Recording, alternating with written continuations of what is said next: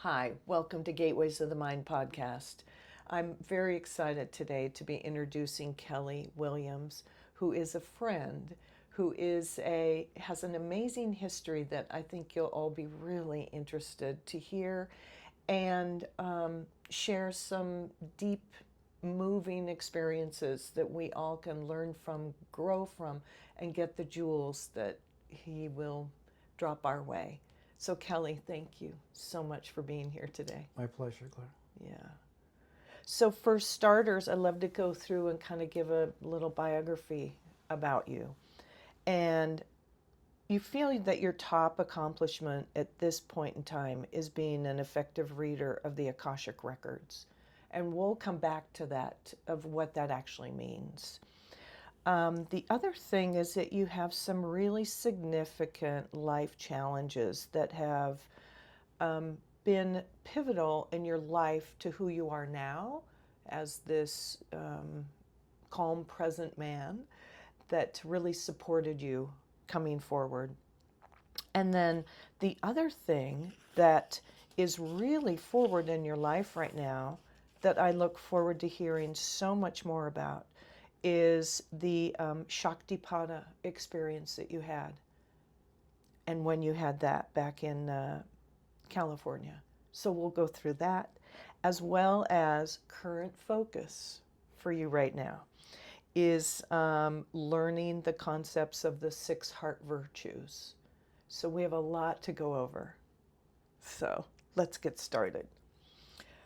What is an Akashic record reader? What does that mean? Simply speaking, I'm trained to act as a channel, and I go into the Akasha, which is everything basically in the universe, but there's a record that's kept of all of everybody's lifetime called the Akashic record. Every lifetime we've had on Earth, the essence of it all goes into the Akasha, the Akashic record, and there's librarians that manage it. It's a very strictly maintained library, and you as a person have access to it, or you can give permission for somebody else to access it for you. I was trained to be that channel. I'm not a channeler, but I open the channel and I say what comes to me with questions that you may have in your own personal life, something that you are searching for, something you need answers to, some things you need hope for.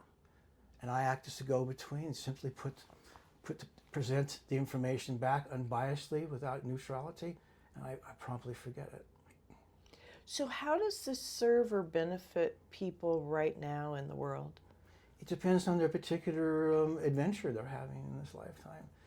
Everyone has a unique record, have a unique history, a unique set of circumstances, and none is better than the other. It just happens to be what human nature has created for these lifetimes. And you're the ones to sit back and figure out what the questions are. It's powerful in your life.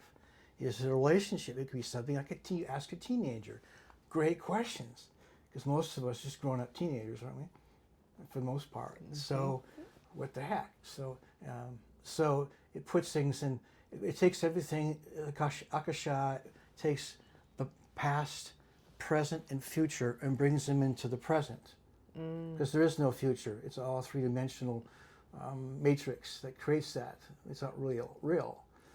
And so the record transcends this. It comes from the 6th or 7th dimensional information channels. Can't answer that any better than that at this point, because I don't have to understand it. I just do it.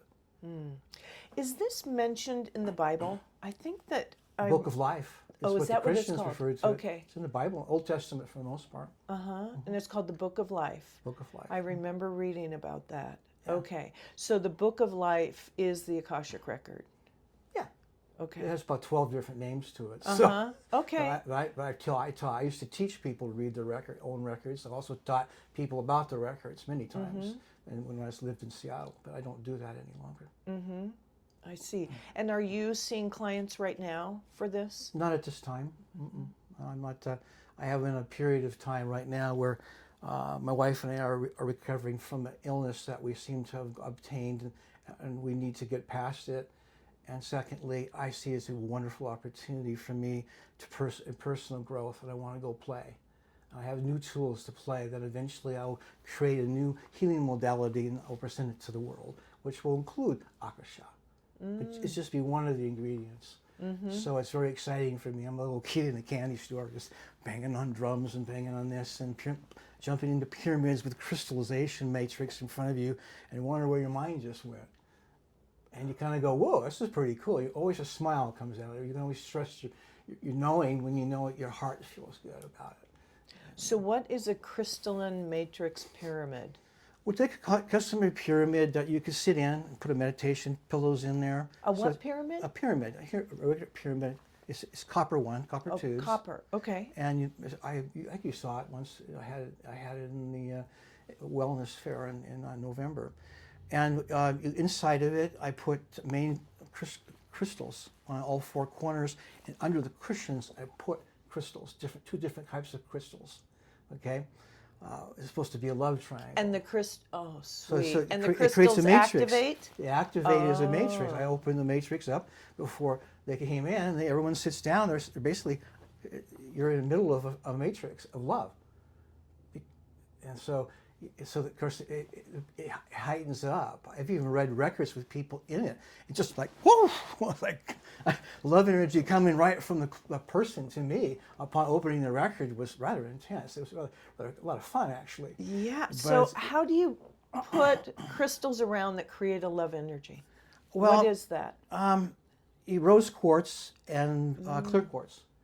So I have these little towers, you might call them. They look like pencil, little towers, if you're not familiar with the crystals. I put 4 big ones in the corner, and then I put a rose quartz in front of them, and then under the cushions, or in the cushions, I put the others. Okay. So the cushions are like 3 or 4 of them. Yeah. Okay. So you're sitting in this pyramid structure, which in itself is energy matrix. So you put love energy heightened and activated. It's incredible. And rose quartz is known for its love frequency. Exactly. To amplify it. I put others in there too, but just that's a secret formula, I guess. Yeah. And now you've told us all. Wow, interesting. Okay, that's cool. So, and amazing. I'm sure people love coming and sitting in there and having experiences that you just described. Oh, it's still in the making. That's what's fun about it. And you said that even you doing an Akashic record reading while someone is in there is different. Yeah, I haven't quite figured out what the details are, but it's definitely worthy with certain kind of people. I could deal with that kind of energy. I wouldn't do it for everybody, but I have to determine that through cause and effect. It's just one of the things intuitively. Decide if you want to use it or not, because I also use I'm coming up with I use these Tibetan healing singing bowls. I have a whole bunch of them, like about 14 of them, and the different chakras I can play with at different times. And the bowls themselves have a history that goes back almost 3,000 years. And the creation of very special bowls that the Buddhist monks created by hand out of about 9 different minerals, and it's very powerful in the sound. And vibration, of course, is one of the big things that we can identify as raising our consciousness, is to be in vibration or be that vibration or both. And vibration is what I think the Tibetan singing bowls bring. And of course, I got several real large heart chakra ones in there. Okay, and then over here is a 36-inch gong, which never plays the same. It's like you walk in and go, what do you want me to play today? And then you create something. You never play it the same way twice. Yeah. And it's literally galactic in nature and energy. The bowls are more in terms of being in the earth area. And so you wind up doing things. And then I also have just recently purchased a crystal ball and charged it up. And I'm trying to figure out to set that in the middle. I'm not sure what I can create, but all I know is going to be a lot of love. Yeah, beautiful. And I'm remembering as you're describing this is where I met you and Mona. I was invited to one of the singing bowl events at your home back in Edmonds. Yeah, I have all the gear you saw there I purchased from Jim, my beloved friend. I'm going to see him, in fact, in a couple of weeks over, and he's got some books more to teach myself more things with the gong and Tibetan singing bowls. So I played the bowls so long, you can play them yourself. You don't really need a teacher as long as you get in tune with the vibration. And the idea, I want to put singing bowl and Tibetan gong and Tibetan singing bowl concerts throughout Kittitas Valley is my goal eventually. It was a very powerful experience, and there were a lot of people there, and I remember being surprised at how profound it was, being in the presence of those bowls and feeling them radiate through my body, and really leaving having a transformation, an awakening, an epiphany. I mean, I was certainly in a new space leaving. It was quite beautiful and lovely to meet both you and your wife Mona there. Yeah, at the that's time. where we met, was Edmonds, wasn't it? Those Yeah. singing bowl concerts and whatever relationship there, and all of us flee to Kittitas County to find comfort again. Yeah. It's kind of fun how that worked out, but it worked out well for me. I have no regrets. I left the big city, so I'm very happy here in Kittitas Valley. Yes, me too. Yeah, more space. So another area that you're focused on, one more that's even bigger, that's your current focus, is learning from the heart by using the 6 heart virtues through Wingmaker. Can you Wingmaker. describe what that is and means and where it's taking you in this new phase? Well, I believe we live our reality, our true reality, our truth is in our heart. Our heart is the main drive, it's the focus of the soul. And so the heart virtues are a way of helping to emancipate yourself from judgments, emancipate you from the things in life that aren't working for you. And everything about love is the circus. God is love. And so the profession to trying to understand love in the human terms and its relationship to the divine is an interesting challenge. Divine love is what essentially a state of mind that I want to be in bliss. I've experienced bliss, profound bliss, for quite some time, a month or two, until it went away, and I want to go back to it because it's real. It is real. And I concur. gradually getting there, just organically moving whatever it is we move to become more aware. But the heart virtues are a bit of work that James Maher has put on and calls it the Wingmaker material. There's quite a history there. I've studied them extensively over 10 years. But like any study I've been studying, you get to the point that you just can't understand it and you have to sit it down for a while and then come back to it. So the Wingmakers, probably my third time back into it, and they created the heart virtues, which make complete sense in terms of our current human reality. And forgiveness and appreciation and valor and understanding, humility and compassion. What it's taught me lately is go deeper in compassion. Compassion for a loved one that's really sick. Yeah. What a lesson. Beautiful. I went deeper, and I used this appreciation and understanding that people suffer, and how do you offer them true compassion? I'm still learning. I'm still learning In real time. in real time, Yeah. and it's going to come out fine. It's going to come out fine. Yeah. Yes. Wow. Nice, interesting thing. So the virtues are something you have to literally teach yourself, like going to college and just repeat and repeat and repeat and define and define and define, because the subtleties of how the Wingmakers present it brings it a deeper and deeper and deeper level.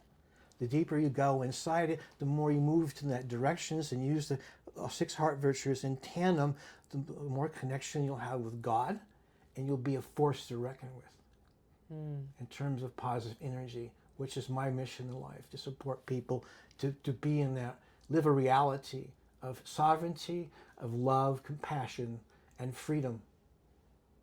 Amen. I concur. Beautiful. And have you found that, so first off, what brought you to this? I just had a quest. I had a quest from beginning of my life, I mean, I was a Catholic, growing up as a Catholic, which was a great upbringing in the 60s in Seattle. I love being Catholic. I loved it again when I did it as an adult, so made good purposes there. But the purpose was I started studying religions at the encouragement of a priest, and I never stopped. I've had experiences with shamanism, Hinduism, Buddhism, close up and personal, really close up in the caves, in the hidden monasteries that I was invited to be and experienced people, and including Christianity. St. Francis of Assisi are all over my yard. Yeah. Yes. Why? Because I had one of Shaktipata experience at his old monastery in Assisi, Italy. Oh, that's my first one, the lesser one, which put me in bliss for quite some time, and I also couldn't function my body very well. I was kind of like, ooh, and I had to be helped out of the monastery. But I was meditating there for a while with a group of people, and so. What did that give you that brought you back? After you left the monastery, what did you really glean? I had my first connection with Christ consciousness that was real. And what I've been seeking it out because how old was I? I was probably near 50 when I went there, yeah. And what was your experience of Christ consciousness? One of the things is profound love and tolerance and connection. I remember meditating that evening in a little temple that we had. I was the only one left there. And I was meditating, and Christ came before me. At least I think it was. So I had an interesting conversation. I've probably told 2 other people this in my life, and I stole my shirt. I was crying joy. Tears were coming down me. The connection to the Christ consciousness made more sense to me at that point. Well, I came from a Christian path of St. Francis. Interesting. And then you got a direct experience of Christ while you were there. I've had one other one after that. Other than that, I just live. I live the model. My teacher is Joshua ben Joseph. Mother Mary is my chief guide. Mary Magdalene, I'm a part of the Magdalene order, a descendant of that, lifetimes wise. I was part of it. Mary was my teacher, the first Mary. Was my first teacher. And the other And do you know this through an inner knowing or through the records that you've experienced and reviewed about yourself? They become one and the same eventually. But what you just described about your bits spiritual and pieces. Other spiritual lineage. People have told me things that I wouldn't believe. I go back and keep them all. I write notes and keep them. Go, really? He told me that 10 years ago. I didn't believe it. And so I've had people tell me. I've had the Akashic records. I just get downloads, Claire. I just plain get them, and all of a sudden a whole plethora of understanding appears in my brain. I go, oh. And I go, oh, how nice. And, what am I supposed to do with this? Doesn't really matter. So the Akashic, being a fact is, I read the Akashic record. A psychic told me, one I dearly loved, just hugged her last winter, visiting her home. She's a good friend now. She told me in one of the readings like 10, 15 years ago, did you realize you read the Akashic record? And I didn't know what she was talking about. I was a good student. I picked up everything and went to the store and East West Bookshop and bought 2 books on the Akashic records. And all of a sudden, one of them became my teacher. One of the books. I travel all over the world with him. Yeah. At least 3 different locations, including a month in India with him. And exploring the caves, going to the ceremonies of the Holy Festival that happens every March. I think it's March. Yeah, it's March. Holy Festival, the Festival of Colors, where the old folks would throw colors into you and giggle. We went to found out where the ceremonies were in a village, and we all hired a car and delivered us there, and we part of the ceremony all throughout the 2-week period of where Krishna was born. And then we moved on for 2 weeks under Rishikesh and dressed in whites, and we hung with the sadhus for 2 weeks, and the holy priests, and stayed in an ashram. So you start to get to know the people and the souls, and dancing with a Hindu priest out in the middle of nowhere. After being acquainted, you realize to Americans, do you like rap? And so we're rapping with a guy who didn't speak a word. He put everything on a chalkboard. And we're doing rap songs, American rap music. And this guy's way up in the middle of nowhere, meeting these folks that stay in caves and be one of them for a couple hours. You know, it's kind of pretending, but still, look at the experience and energy you get from culture. I went to Balinese wedding in Bali. I went to dress as a Balinese in ceremony. Witness things, travel places, help meditate in places with the locals doing their thing. So It was you've incredible. had so many incredible experiences around the world and spiritual experiences that have had so much impact on you. For somebody right now on their journey, spiritual journey, what would you recommend them do or go or experience to help elevate them in their connection with the divine? Well, for one thing, if you don't have a meditation practice, meditation is so simple. I taught it for some time years ago. It's a principal part of my life and why I have accomplished this. I meditate all the time, not all the time, but frequently all the time. And so meditation is a good thing to be doing. I think that one of the things that's really difficult for me, it was for me, and everyone has the same capacity I have, which everybody just presents it differently, a skill set for whatever lifetime you're in, is that you have to take a look at yourself and recognize that you need to trust your own knowing. You need to go to your heart and ask the questions of life and take the time to listen what your heart can hear and trust that this is the knowing that you're seeking. What are the questions of life? What's my purpose? Why do these things happen to me? What do I need to do to be more prosperous?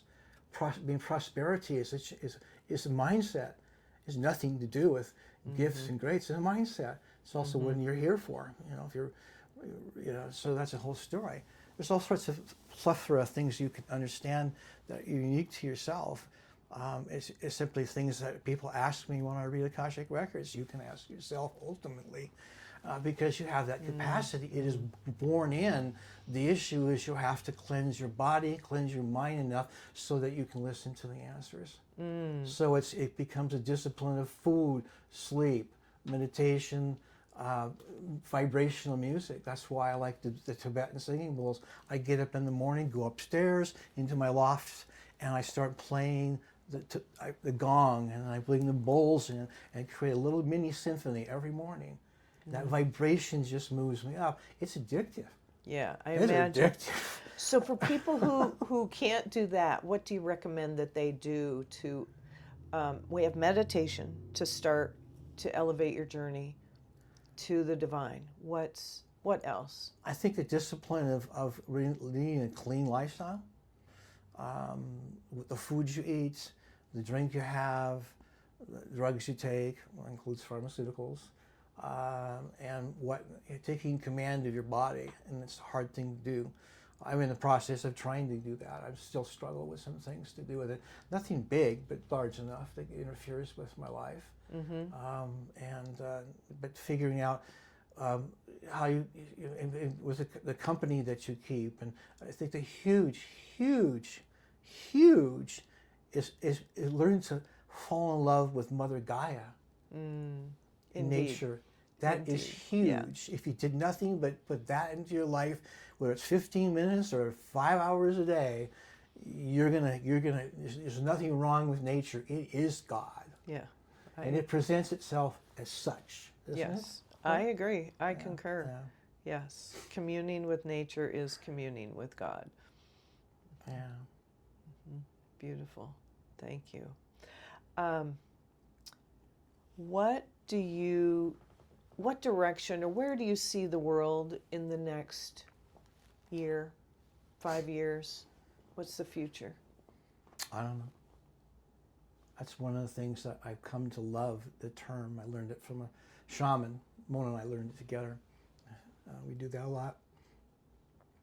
Is to embrace the term with conviction is I don't know. Complete sentence, we move on. And sometimes you can study something till you're purple in the face and you get down to what do you know? I don't know. Let's move on. So is there a message that you choose to share, what is your message to humanity, to our world right now? Whatever you can do to raise your consciousness is going to benefit all of us. I would do anything to help someone raise their consciousness because it's going to help me and the world. Whatever you can do, whatever addiction you can get off of, it could be the television, which is a huge one, huge addiction. Yes, you can it get is. off of that and give yourself 2 movies a week and move on. It's important that you understand you can still exalt in any religion, any philosophy. You can still find God, and to believe that you can, or make the changes in your life that you no longer need anymore. There are lots of opportunities out there, and trust your knowing that you'll find what God intended you to find and discover. So, for the novice, what does actually raise your consciousness mean? What's the meaning or experience or essence of that? The essence of an eye barometer is I have a connection to God. I feel it, and it's in the feeling that's consistently is in me of that of joy. When you're feeling joy inside your heart, you're wherever it's coming from, it's great because it's in your heart. You'll know it's in your heart. And I've had it my whole life and didn't realize I had something that most people complain they don't have. It took me probably 50 years to figure that one out from folks discussing it, that I was a little unusual in that characteristic because I've always been happy. I had sad times. I can tell you all sorts of stories, but that's just being here. Things happen and whatever. I've had a great life. I've had a great appreciation for being here now in a time and place. It's been a joy to be here, but I could tell you stories. Yeah. What good does it do me to tell them? Yeah. Really Understand. I want to make sure it's in the heart. Yes. That's where it needs to go. Beautiful. So Kelly, you'll be doing Akashic Records again this summer. Yeah, I think it's about time I do think about that time. I need a couple of months to get well personally and family-wise. And I have some things that I'm in the creation process, which I enjoy, and a lot of self-discovery. And self-discovery will create something completely different mode of operation in a couple of months. And I will see myself being more joyful, I guess, and more aware, gentler. And I guess I should allow this. This has been a difficult world, but all of us should experience it. I'll be more powerful. And we're all powerful. Indeed. And the more powerful I am, the more I can help you become powerful, and I can help you be powerful, if that's what's necessary. Whether it's vibrational sound or whatever. I'm not attached to where it is, but hanging with people of higher consciousness is an important feature of that. Find a family that fits your world, whatever it is. Good suggestion, Whatever too. it is. Beautiful. So Kelly, how do people find you? I will have all of his links in the under the podcast today, but how would you like people to contact you? I think if they gave me email. And your email is? It's kellymarkwilliams@yahoo.com. And we make contact and whatever I can do to support people, whether it's a reading or a cup of coffee or tea somewhere or a phone conversation, whatever. And I'm hopefully create a family. Trying to create a family community in Kittitas County. I'm trying to find like kinds of people to get together and party. Yeah, awesome. Party with Great. higher consciousness. Indeed, yeah. Have a love fest, you know what I mean? Yes. That's an interesting way, and that bring back memories of the hippie years, right? Exactly. Yeah. Kelly, thank you so much for coming. It's really been a treat to have you here and to hear more of kind of what you're doing now. You've always been on the move, and what you're doing now is so important for you. I can tell the passion, and for all of us and the world. So thank you so much, brother.